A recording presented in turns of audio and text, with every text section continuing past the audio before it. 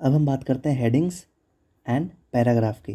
तो heading element और paragraph element दोनों काफ़ी इंपॉर्टेंट और बेसिक एलिमेंट हैं एसईओ पॉइंट ऑफ व्यू से। और हमारा कुछ भी इंडेक्सिंग करना है, गूगल में रैंकिंग करना है, उसके लिए हेडिंग टैग और पैराग्राफ टैग काफ़ी ज़्यादा इंपॉर्टेंट है। ठीक है, तो ये हमारा सबसे बेसिक है। सबसे फर्स्ट में हम लोग इसी टैग के बारे में पढ़ते हैं। तो हमारा सबसे पहले आता है हेडिंग टैग। हेडिंग टैग क्या होता है? हमारा हेडिंग या फिर सब हेडिंग को देने के लिए यूज़ में आता है। तो ये हमारे पास टोटल 6 होते हैं। ठीक है, 6 टाइप्स के होते हैं। वो हमारा H1 से H6 तक होता है ये। और ये एक प्रेसिडेंस ऑर्डर में होता है। डैट मीन्स कि H1 का सबसे ज़्यादा इंपॉर्टेंस, फिर उसके बाद H2 का ज़्यादा इंपॉर्टेंस, फिर H3 का, फिर H4 का, फिर H5 का, और सबसे लीस्ट इंपॉर्टेंस हमारा H6 का होता है। तो हम लोग यहाँ पे लाइव देखते हैं। मान लो मैंने यहाँ पे एक H1 टैग दिया है यहाँ पे, और इसे इसे मैंने लिखा है दिस इज़ H1। ठीक है, उसी तरह से मैं यहाँ पे और भी टैग को यहाँ पे दूंगा। ठीक है, उसी तरह से मैं यहाँ पे H2 भी लेता हूँ। H2 भी सेम मैं यहाँ पे देता हूँ, दिस इज़ H2। ठीक है,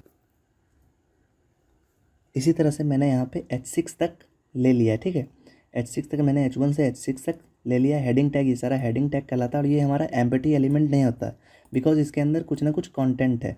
और इसमें सभी में ओपनिंग टैग है और क्लोजिंग टैग है।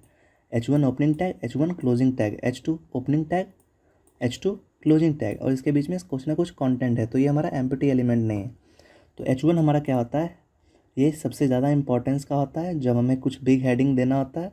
फिर हमारा H2 आता है उससे कम इंपॉर्टेंस का, फिर ऐसे ही करके सबसे लीस्ट इंपॉर्टेंस हमारा H6 का होता है। अब मैं इसे सेव करता हूँ और आप इसे लाइव दे सकते हैं।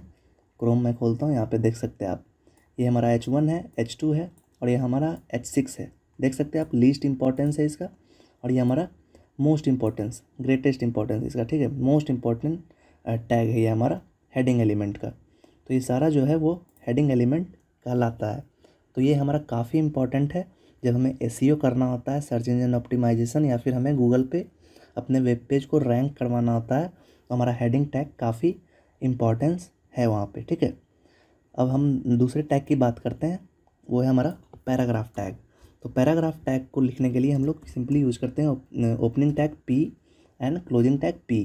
इसके अंदर हम जो भी लिखेंगे वो पैराग्राफ होता है। तो पैराग्राफ कहाँ पे यूज होता है? हम लोग मान लो कि हमने हेडिंग दे दिया, कुछ भी हेडिंग दे दिया, अब उसके बारे में हमें कुछ ब्लॉग लिखना है। ठीक है, उसके बारे में हमें कुछ डिटेल लिखनी है, तो हम लोग पैराग्राफ टैग का यूज करते हैं।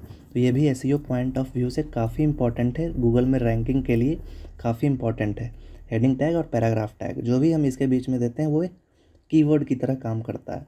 तो हम लोग मान लो इसके बीच में हम एक पैराग्राफ लिखते हैं, डमी है ये। तो मान लो हमने ये पैराग्राफ को लिखा है यहाँ पे। ठीक है, पैराग्राफ टैग के अंदर। तो यदि मैं इसे सेव करूँगा तो आपको गूगल में कुछ इस तरह से देखने के लिए मिलेगा। तो मैं थोड़ा और इसे बड़ा करता हूँ। ठीक है, इसे मैं कॉपी करता हूँ और पेस्ट करता हूँ यहीं पे मैं। ठीक है, मैंने इसे यहीं पे पेस्ट किया, देख सकते हैं आप। तो यदि मैं यहाँ पे वाइट स्पेस को दूँ, ठीक है, मैं काफ़ी सारा स्पेस दे रहा हूँ यहाँ पे, और मैं इसे सेव करता हूँ, तब भी ये फिर भी उसी तरह से ये शो हो रहा। वाई? बिकॉज पैराग्राफ टैग जो है वो वाइट स्पेस को इग्नोर करता है। वाइट स्पेस इसमें नहीं होता। ठीक है, वाइट स्पेस को ये इग्नोर करता है। और ये हमारा ब्लॉक लेवल एलिमेंट है। ब्लॉक लेवल एलिमेंट कहने का क्या मतलब होता है कि ये हमारा जो ये पूरा विंडोज़ है, ये हमारा जो पूरा विंडोज़ है, ये पूरा विंडोज़ का साइज़ लेता है।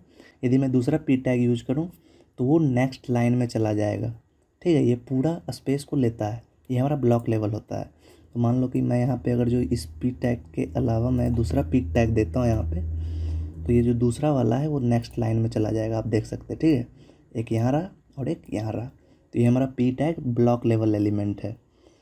अब हम बात करते हैं कि यदि मुझे स्पेस चाहिए तो मैं यहाँ पे क्या कर सकता हूँ? मैं यहाँ पे एक फॉर्मेटिंग टैग यूज कर सकता हूँ, ब्रेक। ठीक है, हम लोग यहाँ पे यूज कर सकते हैं ब्रेक, राइट, BR मैं यहाँ पे यूज करता हूँ। तो ये यहाँ से मैं इस पी टैग को पहले यहाँ से हटाता हूँ। ठीक है, एक ही पी टैग से मैं समझाता हूँ यहाँ पे। तो यहाँ जहाँ पे मैंने BR दिया है वहाँ से ये नेक्स्ट लाइन में चला जाएगा, UTNOBIS यहाँ से। ठीक है, तो मैं यहाँ पे देखता हूँ, यहाँ पे देखो UTNOBIS, ये नेक्स्ट लाइन में चला गया है यहाँ से। ठीक है, तो बी आर टैग होता है हमें ब्रेक करने के लिए। हम लोग इसे HTML फॉर्मेटिंग में पढ़ेंगे कौन कौन से एलिमेंट हैं जो फॉर्मेटिंग में यूज आते हैं। B R is one of them. तो बी आर हमें नेक्स्ट लाइन में लेके जा रहा है।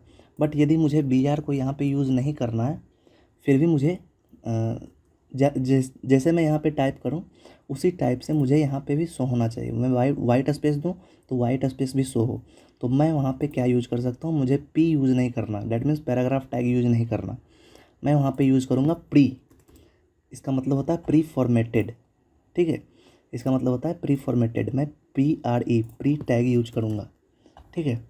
मैं सेव करता हूँ और देखता हूँ यहाँ पे, आप देख सकते हैं यहाँ पे सब कुछ एक लाइन में है, ठीक है। मैंने यहाँ पे पी टैग को यूज किया है। मैंने यहाँ पे PRE प्री टैग को यूज किया, sorry. Pre tag means pre formatted tag.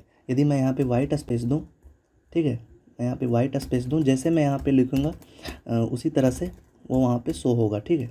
जैसे मैं यहाँ पे लिख रहा हूँ सेम उसी वे में वो वहाँ पे भी शो होगा। यहाँ पे मैंने जितने भी वाइट स्पेस दिए हैं यहाँ पे जितने भी वाइट स्पेस दिए हैं वो उसी तरह से यहाँ भी शो होगा, आप देख सकते हैं यहाँ पे, ठीक है।